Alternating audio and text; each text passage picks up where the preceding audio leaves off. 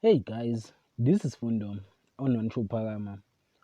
Tonight on Imbewu, Tando catch Shira trying to lift Mira's dress while Mira is sleeping. And Shira tells Tando that Mira does not want anyone to see her naked. And it seems like Mira is hiding the fake pregnancy. While Tando chastises Shira for her intents and suspicions, Pagate releases Mzwandile of his debt, while Mzwandile says bye to Kanyo.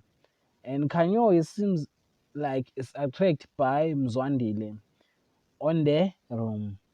And Kanyo got the news that Mzwandile does not have a girlfriend, telling by Mzwandile's sister. Lindiwe finally found clever other mistress. That is for tonight. Thanks for watching. Don't forget to like and comment and subscribe there for thanks.